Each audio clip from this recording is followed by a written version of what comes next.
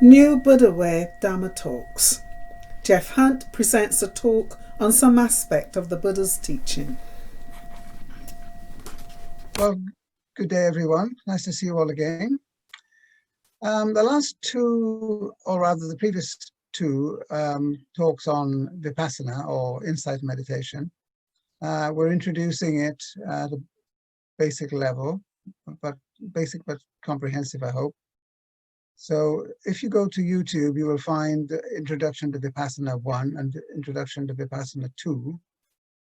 Well, today is Vipassana 3, and I'm going to focus on some misunderstandings that people have. I hope everyone can hear me well.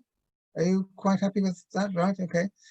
So I'm going to look at some common misunderstandings and things that people have brought to me over the years about this. Some of it may come as a surprise to you, and some of it you may think, well, I knew that already. But once you've got all three YouTube talks, you can always go back to that if you want to check on something, or send me an email asking a question. Right, well, we know that mindfulness is the heart of Vipassana. Vipassana is a Pali word meaning something like seeing into or looking into something, which is the idea of insight. So we call it insight meditation in English, but then we focus on mindfulness. And this is where things become very interesting, but also there's scope for misunderstanding. So the Pali word is sati. Now, sati means something we can't quite translate. So we've got a translation problem to start with, and then we've got a cultural problem in that, of course, the Buddha's teaching was set in a completely different culture from our own. And we have to get our minds a little bit into that sometimes to understand what he's saying. What I want you to understand is that the Buddha is not afraid to say that something is wrong.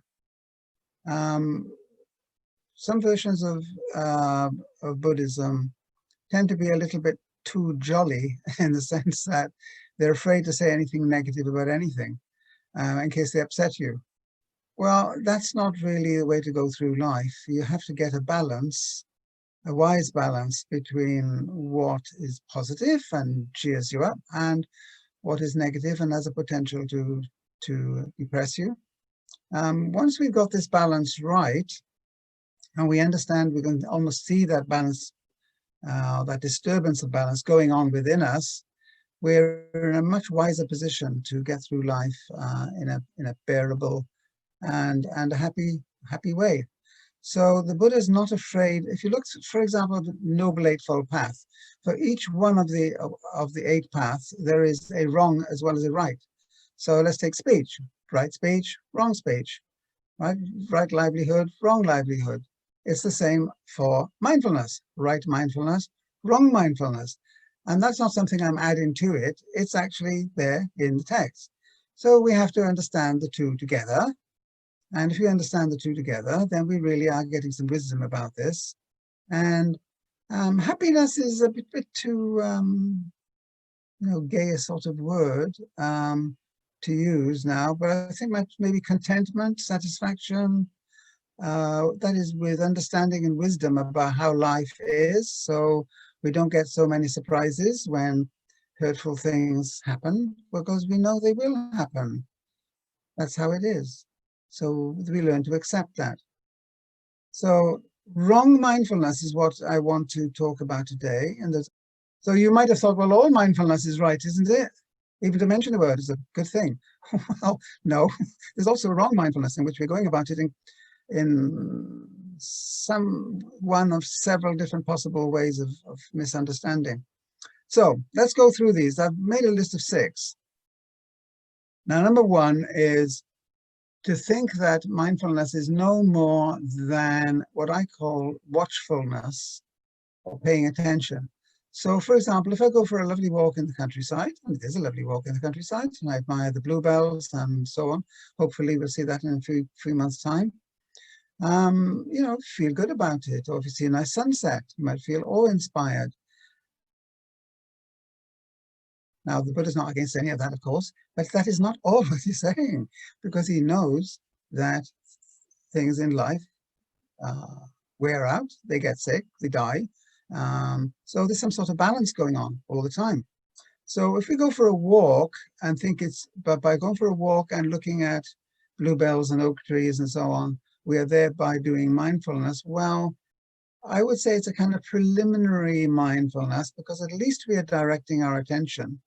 But it is not, in fact, what the Buddha means by mindfulness.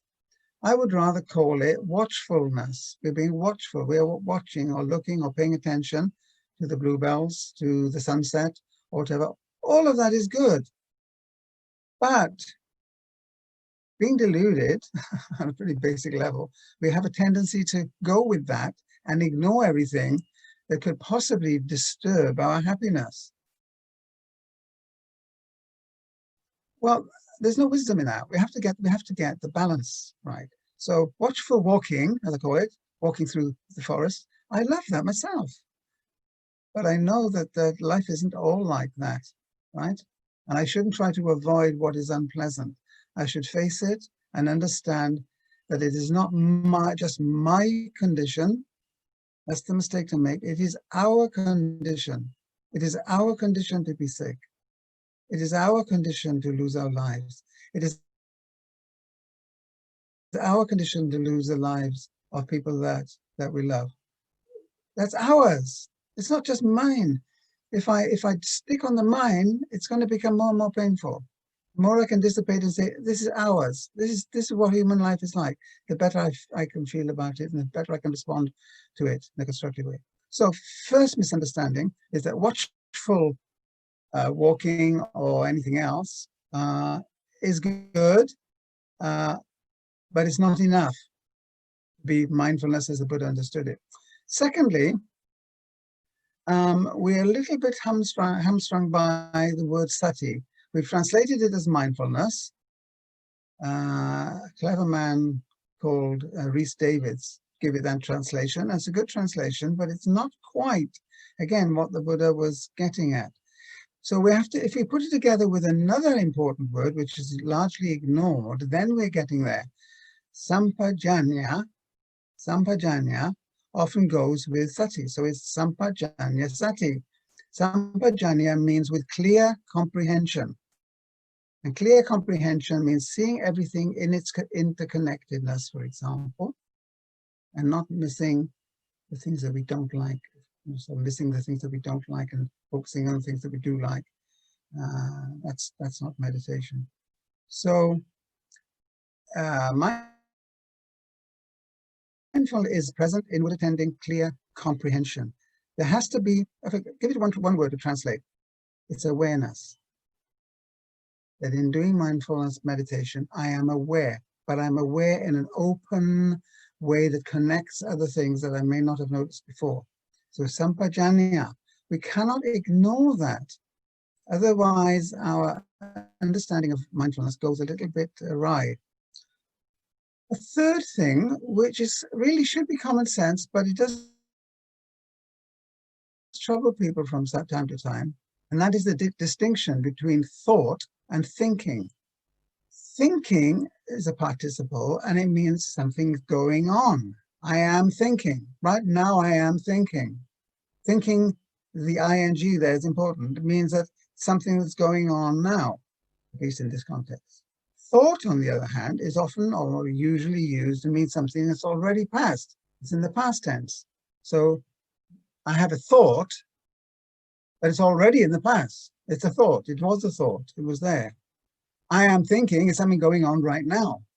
Now, this might sound like a very trivial difference, but it's a pretty momentous difference, actually, because the Buddha is not talking about that past arising. He's talking about the present one. That is where the mindfulness is. Because some people have objected, how can I be aware of a thought of anger, for example, arising and be mindful of it at the same time? But you can't, and nobody's asking you to, because that's not mindfulness.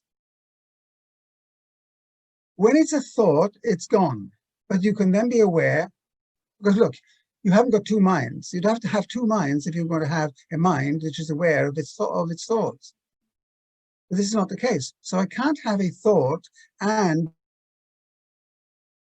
be mindful of it at the same time. What I've trained myself to do is, first of all, that when there are thoughts arising or memories or emotions or whatever, that a point comes where I am then aware of it, that is something that has happened in my mind, even if it's only seconds ago, it was a thought. Now I am developing the ability to see a thought or arising coming my way.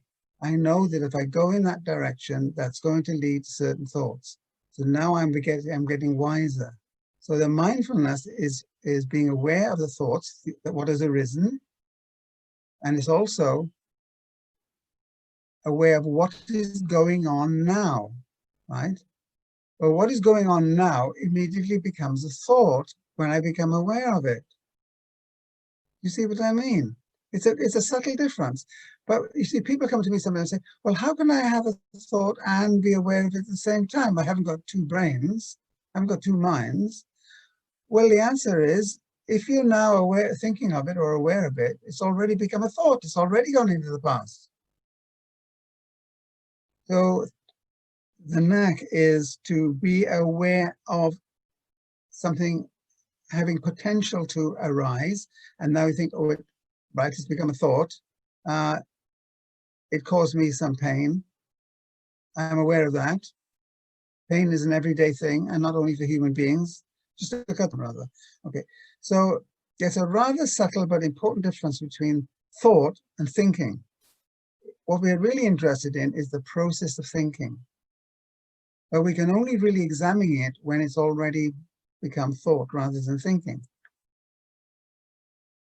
It's a strange thing. But it is very important. And even if I explain it 100 times, sometimes it's still hard to get. So a lot of the time, my mind is in thinking mode. Emotions are arising, memories are arising, feelings of anger, irritation, whatever are arising. The moment I become aware of it, it's already gone into the past. Now I can look at it as an archaeologist or an anthropologist. How did I feel when that was arising? I can ask myself that, but it's not the arising now, it's the arising that's just gone by. Because our mind is in a process, it's always in a process. It can't be anything but a process. Because even if I have a memory, so it's something past, I'm probably distorting it or leaving something out of it or remember it differently from the way somebody else did. Okay, thought, thinking. Connected, but caught up in that process. Right, 4. This is the big difference between a purely therapeutic mindfulness and Buddhist mindfulness. And that is the Buddha is interested in mindfulness because it leads us into wisdom. It leads us into seeing things differently. Now we can have mindfulness techniques which are directed towards dealing with something very specific, such as depression or obsessive compulsive disorder, for example, and it has been shown to work a lot of the time. No one is against that, that's fine. But again, in terms of Buddhism, it's not enough. So we've taken something and used it, which is okay, but then we tend to forget the rest.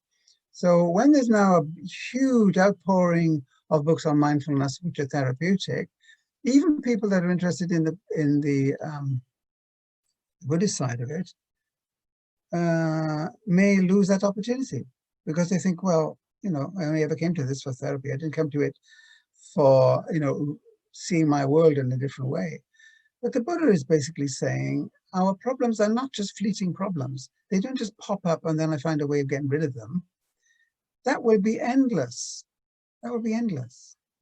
What he's saying is that unhappiness is built into the nature of human life, but so is happiness. So it's a game that we have to learn to play. Sometimes the cricket ball comes towards you and it bounces off your bat and you're full of joy. Other times the cricket ball comes and it bounces off your head. Painful. That is the way things are. So that's actually the wisdom, which we don't really want to accept. What we really want in our deluded selves is something that is always some sort of recipe or technique that would always make me happy. Good, good, good, good. No, that's not Buddhism. That's not Buddhism. However, I am not saying that if you have a technique which you learned for depression, that you shouldn't bother with it. Work on it. But just open the door to what the Buddha is saying is revealed through mindfulness when you stick with it. 1, impermanence. 2, not self. And 3, suffering, dukkha, pain. Those are the 3 marks of existence. So that is where the Buddha is really going. He's really going into saying, by developing this sampajanya, this awareness of the thinking, memorizing process, you will see for yourself that nothing is permanent. Nothing. This that I'm talking to you now is impermanent. Every word I say is impermanent. Every fraction of every word I say is impermanent. Your receipt of this, your reception of it is impermanent. Very soon we'll all have gone to our other activities, such as making a cup of coffee. So we think of it as being somewhere in the future, but it doesn't actually exist yet. It only exists as a thinking process. And then when it does happen, then it's a thinking process, but a different one. Okay, so the Buddha is actually, in other words, the Buddha has got a purpose for mindfulness. And the purpose is not to limit it simply to medical or mental issues. Even though he would be perfectly happy if that helps people, it's just not enough to understand what it was that he was actually up to and what makes the Buddha someone that has changed human life over a long period of time, right across the planet. He must be onto something. What he's onto is wisdom. Right, so the 3 marks of existence. Now, we could have separate talks about that. Impermanence, or the processing of everything. Everything's a process. Not self, meaning nothing has a substance or essence to it. Well, how could it? If everything is moving on, how is it going to stand still enough to have any kind of essential center to it? So the one follows from the other. And then the third, the suffering or the pain or the dissatisfaction, also follows from this. Because it's very simple to understand. Life is made up of trying to hold on to what you cannot hold on to. Everything is in process, so how are you going to hold on to it?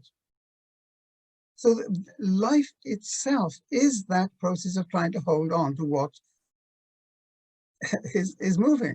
But that at first might, be like a slap in the face, saying, well, I don't like the sound of that. But it doesn't matter whether, you like it or you don't like it. It's the way things are. Now, if you lost a leg, you're not going to moan every day about a loss of a leg. You're going to have to get down to thinking about how you're going to deal with that. It's change your life. Right. So now you get on with it. You can still do amazing things when your body has been injured. The same goes with your mind. When your mind has been injured in one way or another, you can do amazing things with the new knowledge that you have. So that's number 4. There's the 4th. Well, it's sort of misunderstanding, perhaps, so much as just not making the most out of what the Buddha was actually teaching. Anyway, number 5. Now, this one has really gone everywhere because a lot of people have written books about mindfulness that were not really interested in Buddhism. And they say things like, I don't want the religious part of it. what religious part of it? I mean, it's doubtful whether you can call the Buddha's teaching religion or not. And it's just a waste of time arguing about it. But what they say is that an essential part of, or a defining part of mindfulness is something called bare attention. Bare attention. B-A-R-E, bare attention. Lord only knows where this started, because bare attention is not found anywhere in the Buddha's teaching. And if you think about it, bare attention is impossible. How can you think of anything that has no attachments to anything else? It would have to be bare attention. Now, you'll find many sort of popular mindfulness books which start off with bare attention. One or two people have tried to go back to how this all started. You see, this is the difficulty with social media and mass publication of things on the internet, is that ideas become memes. Memes are, they fly through the air from one person's mind to another, and become like a contagion of something or other. They become like a virus, only a mental virus. And they get stuck, and then everybody thinks they know what mindfulness is. Oh yes, it's at its heart, it's really bare attention. The Buddha never said that, and he's not interested in. And if you think about it, how could there be bare attention? Can you pay attention to anything that is just purely a sense datum? That is, it's a color or a sound. Because it's all interconnected, so you're going to have a very hard time trying to get to bare attention, and you don't need to. Why would you do that? You're trying to get some wisdom and some balance, some equanimity in your life with what your mind is doing. Okay, finally, number 6. I sometimes hear people saying, I'm not interested in the ethics part of the Buddha's teaching. Because I don't want to hear a lot of moralizing. We used to get this in the Victorian period, and people are seen as evil or as benevolent or whatever. And we've got, when we look at the Buddha's teaching, we see that there's right speech, right action, right livelihood, and that he spends quite a bit of his time evaluating people's behavior and the pain they cause each other unnecessarily because of their delusions. So the Buddha's work is intrinsically ethical. It's all about the wisdom and the peace of living in harmony with each other. That's what it's about. So how can we say that ethics has got nothing to do with the Buddha's teaching? I just want the meditational part. You can't separate the meditational part from the ethics part or the wisdom part. So there is this word in Pali, sila. Sila means, I suppose it means something like morality. Okay, so those 3, right speech, right action, right livelihood, are sometimes referred to collectively as sila. But you'll find people, some of them influenced by Zen, but not all, think, well, I'm not really interested in that, because I'm basically a good person anyway. So I'll just get on with the meditation. Well, that is not what the Buddha taught. The Buddha said, think about it. Think about it this way. Mindfulness is ethics, and ethics is mindfulness. Mindfulness is ethics. Why would I say that? Because with greater understanding, you become more sensitive to other people and their suffering, compassion for all living things. The ethics follows from the mindfulness. But it's the other way around too. Ethics is mindfulness. Being compassionate is immediately to see into someone else's mind as your own mind.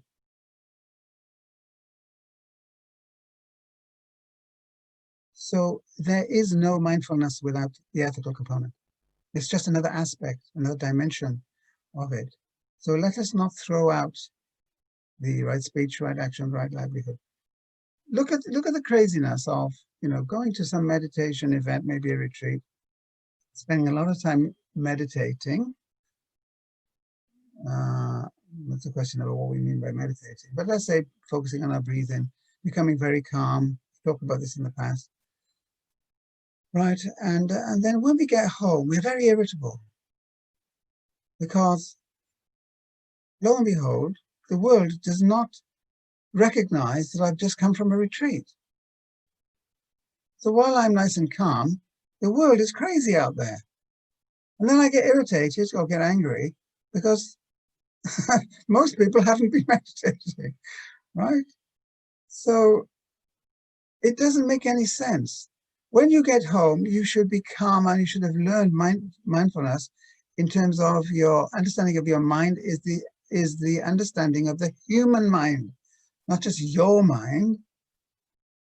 So we always fall down by coming back to I, me, mine. Right. So that's 6 points. There's quite a lot there, isn't there? To write a whole book on that. But don't worry, I'm not going to write another book. Not for a while anyway. Quotation. I like to end up with a quotation. To come to the quotation of Shantideva, first of all, he says in one of his little paragraphs that the human mind is like an elephant.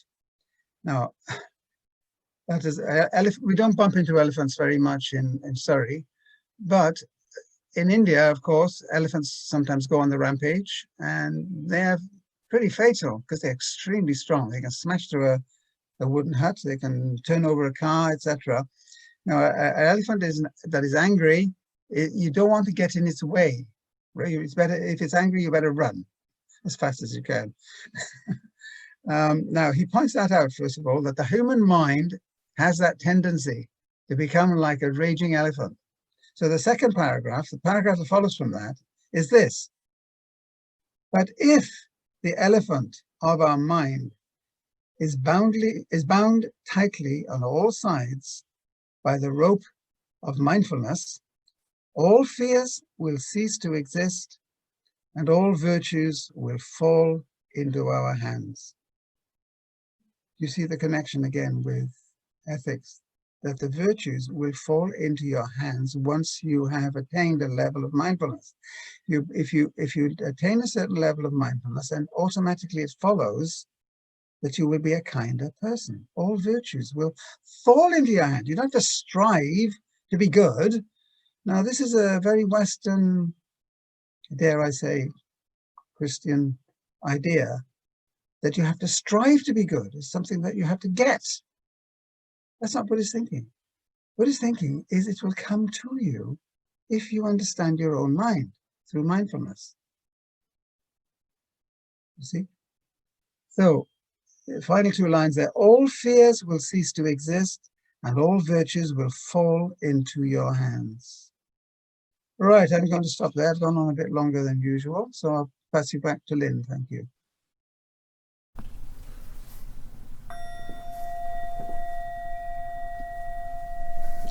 New Buddha Way lets go of East and West and starts afresh in the life we have now.